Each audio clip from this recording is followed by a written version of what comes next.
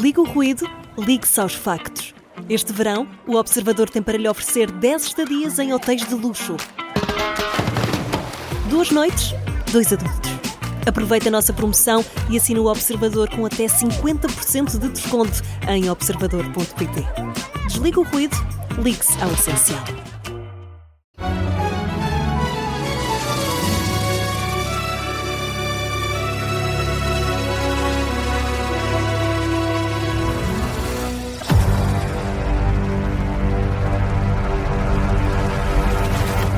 E arranca agora mais um Esplendor e Infâmia com o diretor adjunto do Observador, Pedro Jorge Castro. Olá, Pedro, do que é que vamos falar hoje, exatamente? Olá, temos tanta coisa boa, que podemos saltar esta paleta inicial, que eu gosto sempre, e ir diretamente à infâmia. Tanta pressa, tanta pressa. Eu gosto muito de vocês, adoro ver-vos aqui a dançar ao som do genérico, do indicativo inicial do Esplendor. Um belo indicativo. Mas estou mesmo viciado no tema da infâmia.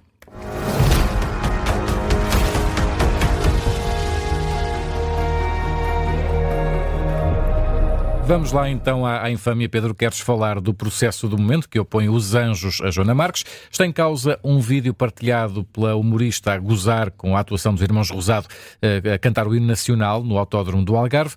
Pedro, qual é exatamente a infâmia aqui? Só para não haver dúvidas, vou responder aí com o refrão de uma rocalhada dos Beastie Boys. You gotta fight for your right to party.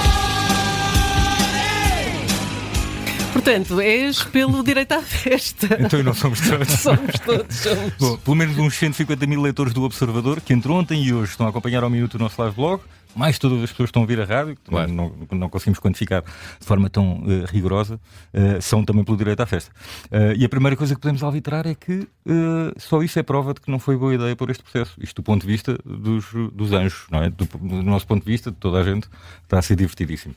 Mas para eles, eu creio que isto já começa por não compensar, mesmo pedindo uma indemnização tão elevada.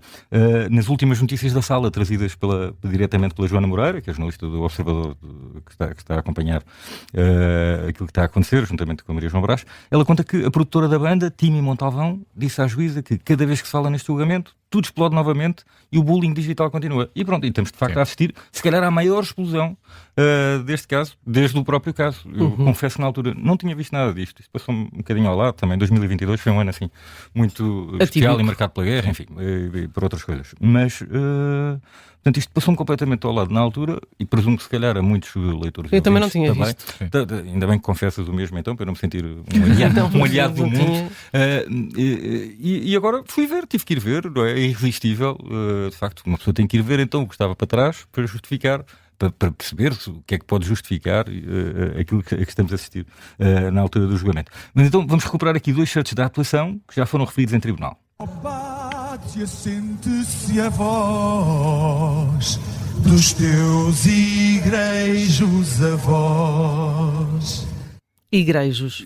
Igrejos. É isso mesmo. Vamos já juntar o outro certo para depois brincar um bocadinho sobre isto. As armas,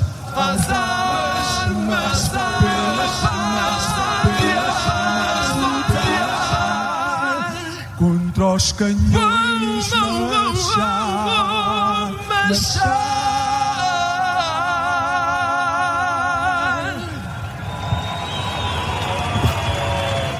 Uou. Então, são só 2 vozes, não é? Parecem mais. É isso. Portanto, houve aqui problemas. Vocês também estão com ar surpreendido que ainda não tinham ido ouvir isto. Caramba, estão aqui a contar notícias sobre isto há tanto tempo e ainda não tinham ido ouvir isto. Então, serviço público acabamos de estar aqui também a vocês. Bom, então, e o uou e os igrejos foram referidos em tribunal ontem. E eu não é nada como ouvir exatamente de que é que está a falar. E então, o que tenho a dizer sobre isto é que está a ser igrégio, no sentido de magnífico, não é? Os igrégios avós, e que aparentemente terão pronunciado erradamente durante esta atuação no Autódromo do Algarve. E sim, uou, para este julgamento, por tudo aquilo que estamos a ver, todos os detalhes que estão a ser revelados, enfim, os valores, o dinheiro, e também as consequências que isto teve em cada um deles. E no fundo, arrisco-me, atrevo-me a arriscar que aquilo que motiva tanta gente a seguir ao detalhe cada entrada que é posta no live blog sobre este julgamento tem a ver com o ridículo disto tudo. Ou seja, as pessoas, tem gosto em rir-se, e não tem mal nenhum isso, espero que ninguém proíba o riso. Uma das últimas entradas também conta que a produtora diz que a Joana Marques teve intenção de prejudicar a banda. Eu imagino a Joana Marques, coitada, sem nada para fazer, não é? Mas a pensar, a acordar e a adormecer, a pensar como é que eu vou prejudicar os anjos hoje. Isto é patético também, não é? A Joana Marques tem mais que fazer. Trabalha muito à procura de alvos, até vou arriscar este termo, do seu humor, mas o seu intuito não é seguramente achincalhar as pessoas, ou não é uma coisa feita de propósito para as rebaixar, mesmo que possa ter como consequência que haja pessoas que ficam em sofrimento quando são gozadas por ela. Mas na verdade é falta de fair play. E eu sei que é fácil dizer isto, nunca tendo sido gozado pela Joana Marques, mas... Até ver. Ela pode estar a ouvir-nos. Espero que seja solidário nesse momento também. Seremos claramente. Mas claro, é mais fácil falar sem isto ter acontecido, mas aquilo que conseguimos ver de fora é alguma falta de fair play a lidar com isto. Eles depois já passaram por coisas, eles já chegaram a ir até à RFM, que é do mesmo grupo da Rádio Renascença da Joana Marques, e cantaram outra vez o hino à capela, portanto, ou seja, eles parece-me que isto foi passado há uns meses, não é? Mas lidaram com isto, poderiam ter lidado com isto de outra forma, não é? A melhor forma é com algum fair play, com graça, não é? Tentando dar a volta, gerir não é? isto com leveza, até, pronto, não é? Claro que faz muita impressão ver esta descrição, faz alguma impressão, ver que a filha de um deles foi lá pôr um comentário a defender a atuação dos pais em resposta ao post da Joana Marques. Claro que isto seria desnecessário, mas até mesmo em casa se calhar deveriam ter gerido isto de outra forma e tentar levar isto de outra forma. Deixa-me dizer-te que antecipo já que será uma infâmia, sim, eu acho, se houver alguma condenação e o pagamento, mesmo de minimização, mesmo que não seja de 1 milhão de euros, pode ser um valor francamente mais baixo, se houver uma condenação por causa disto, acho que será de facto alarmante.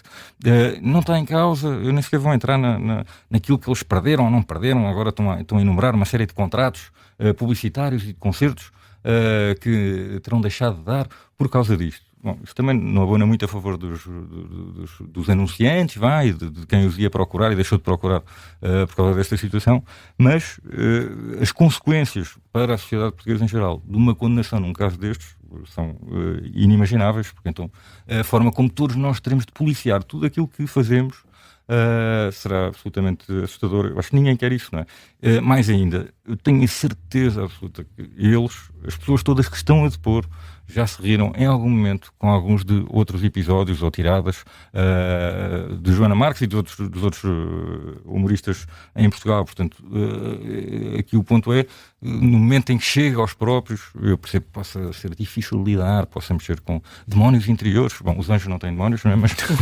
possa enfim, ser uma fonte de maior stress para lidar com isso. Mas pronto, correu mal a atuação. As pessoas gozaram, brincaram com isso. Nomeadamente gozaram com o vídeo que está no YouTube só com a atuação, não é? Certo. Portanto, o vídeo que está no YouTube, que ela partilhou, mistura, de facto, as reações do painel dos ídolos à atuação deles. Claro que é uma montagem e claro que é humor. Qual é a dúvida? Pronto, não creio que isso possa ser visto como um problema. Mas tudo aquilo que eles fizeram depois, nomeadamente este processo em concreto e tudo aquilo que está a ser dito e tudo aquilo que está a acontecer em tribunal, está a agravar qualquer eventual... Ou seja, não há ridículo comparável entre aquele momento, o vídeo da atuação que não correu bem e pronto, não é? E aquilo que estarão a atravessar neste momento. Neste momento é que está toda a gente a achar absurdo aquilo que está a acontecer. Toda a gente, pronto, a maior parte das pessoas que está a seguir isto avidamente, é à procura de se divertir à pala deles. Pronto, e é preciso ter noção disso. Só para complementar isto, pronto, uma das tiradas mais jocosas e engraçadas, não foi dita com essa intenção, não é? Por isso é que é mais chato, não é? Bom, um deles referiu que teve, não é?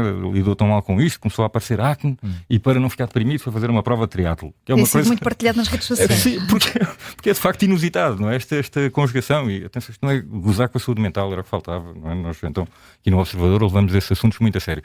Mas esta relação direta entre acne, depressão, triatlo, é uma coisa... Pronto, é uma relação difícil de entender. Certo. E então já está a circular um anúncio que eu ainda não sei se é verdadeiro ou não, mas se for uma criatividade de uma marca de preservativos, que é não impede o acne, mas evita que nasçam mais anjos. Aguardemos para perceber se isso é verdade isto se calhar é das primeiras coisas, não é? Portanto, vai acontecer muito mais humor à custa deles e, portanto, creio que este processo não foi boa ideia e espero, sinceramente, que não haja daqui nenhuma consequência judicial que nos obrigue a policiar-nos a todos e a pensar 2 vezes antes de rir. Está feita a infâmia, vamos agora ao esplendor.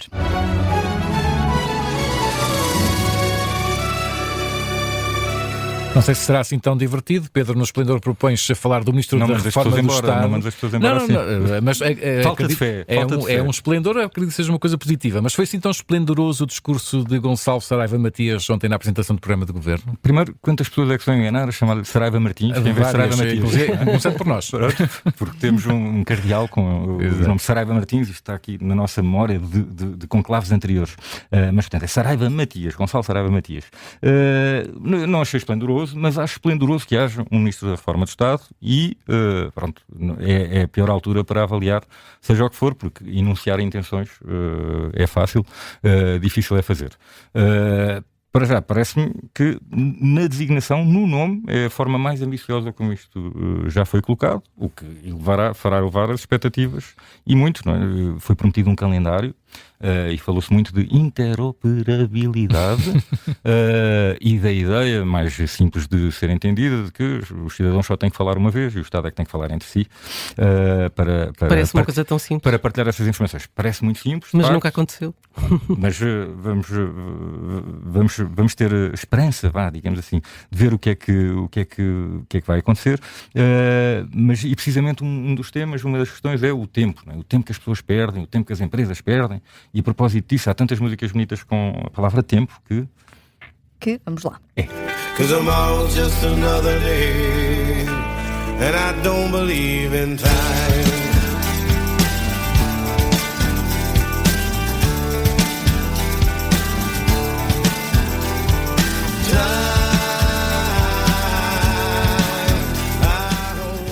Ora, o tempo, a magia do tempo. Vamos ver quanto tempo é que demora tudo isto. Para já, parece-me que, portanto, e aguardando pelo calendário, um calendário é sempre bom porque corre sempre mal para quem o apresenta, é muito difícil cumprir.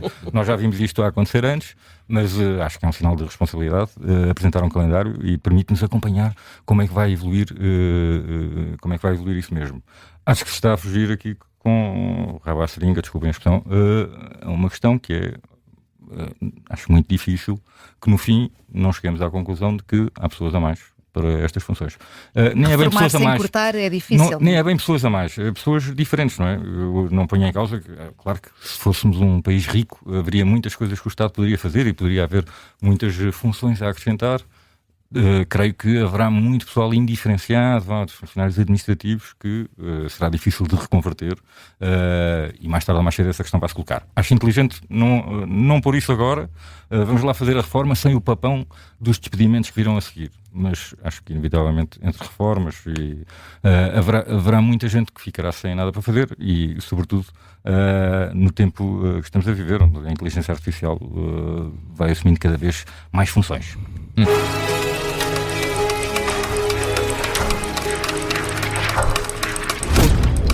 O teu baú, Pedro, tem precisamente a ver com a reforma do Estado. O que é que foste desencantar esta vez? Trago-me 2 mini baús, 30 segundos para cada um, que eu sei que estamos a olhar para o tempo. Então, primeiro, o avô deste Ministério, do Ministério da Reforma do Estado, chamou-se Ministério da Reforma Administrativa, em 1978, num governo de Mário Soares. O ministro foi Rui Pena, foi depois Ministro da Defesa. Fui ver o que é que eles tinham andado a fazer, quais é que seriam as grandes medidas de modernização na altura e nos diários da República. Bom, mas não tenho nada de estonteante para vos apresentar, apenas a criação de um quadro de supranumerários no Ministério da Educação, parece que até contraria esta ideia de qualquer reforma. Essa palavra, já não vi essa palavra há muitos anos. Supranumerários, é uma palavra muito de 1978. Bom, e de todo o fim do século XX, na verdade. Fixar gratificações para o pessoal, enfim. Portanto, quem esperava encontrar aqui revoluções, também não houve tempo, foi um mandato muito curto, os governos eram mais curtos na altura. Depois, se calhar, a grande medida de reforma do Estado que houve na história recente de Portugal, acho eu, é a icónica Loja do Cidadão. Não é? Isto, a hipótese de todos podermos ir a um só sítio, tratar todos os papéis que mandam a nossa vida, foi inaugurada então em 27 de abril de 1999. E recordo, António Guterres foi renovar a Carta de Condução, era o primeiro-ministro na altura, atual secretário-geral da ONU, para quem não tem memória tão para trás. Houve discursos dos já falecidos Jorge Coelho e Fausto Correia, portanto, que era um ministro e secretário de Estado. Isto foi um investimento de 3 milhões de contos à época, e à portuguesa, claro, como em tudo, prometia-se a criação de um serviço de atendimento telefónico 24 horas por dia, mas no dia da inauguração não era possível completar as ligações. Isto segundo a reportagem feita na altura pelo Público. Pois, não seria Portugal se fosse de outra forma também. Pedro Jorge Castro, o Esplendor e a Infâmia está de regresso para a semana? Queremos sim, queremos muito, sim. Vamos a isso. Cá estaremos. Até quarta-feira da próxima semana. Até quarta.